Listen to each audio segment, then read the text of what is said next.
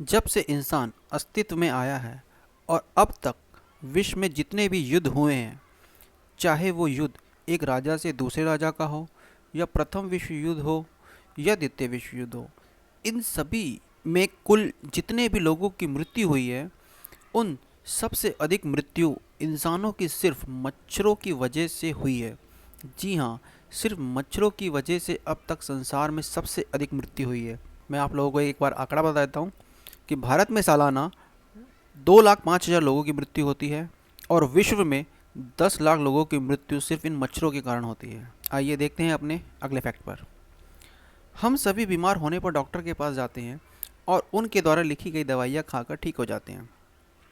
आप सोच रहे होंगे कि इसमें क्या फैक्ट है, तो मैं आपको बता दूं, डॉक्टरों की खराब लिखावट के कारण हर साल 7,000 लोगों की मौत हो जाती है।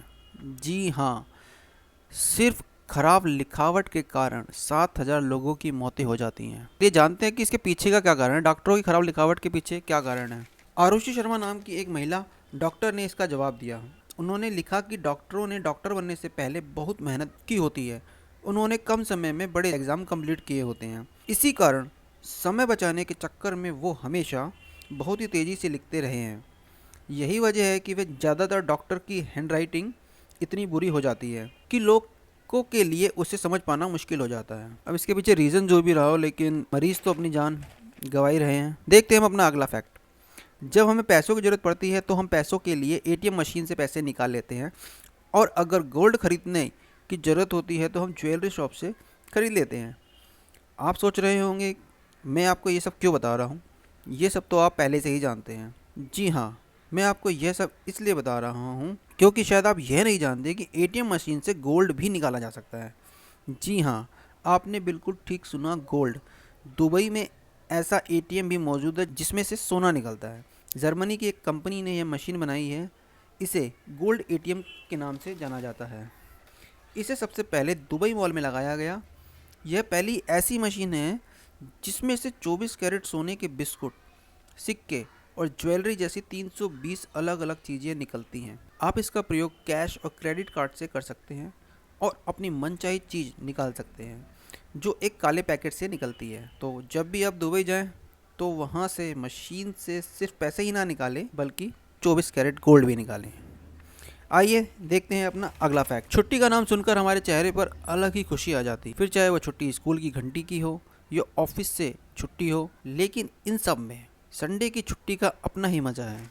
संडे आते ही हमारे खुशनुमा एहसास होता है, आखिर वो दिन आ ही गया जिसका हमें बेसब्री से इंतज़ार रहता है।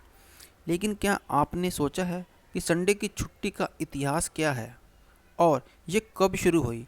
अगर नहीं तो आज मैं आपको बता देता हूँ। संडे की छुट्टी को 1986 में मान्यता दी गई, लेकिन इसके पीछे ब्रिटिशर्स को कारण माना जाता है। असल में 1843 में अंग्रेजों के गवर्नर जनरल ने सबसे पहले इस आदेश को पारित किया। ब्रिटेन में सबसे पहले स्कूल के बच्चों को रविवार की छुट्टी देने का प्रस्ताव दिया गया था। बच्चों की यह छुट्टी इसलिए दी गई थी ताकि बच्चे घर पर रहकर कुछ क्रिएटिव काम कर सकें। चलिए, फिलहाल तो हमें छुट्टी मिलती है तो हम इंजॉय करते हैं, आराम करते हैं, क्रिएटिव काम तो कोई नहीं करता। चलिए देखते हैं अपना अगला फैक्ट। ब्रूस ली को भला कौन नहीं जानता, पूरी दुनिया इनकी फ़ैन थी। क्या आप ये जानते हैं कि ब्रूस ली किसके फ़ैन थे? नहीं जानते?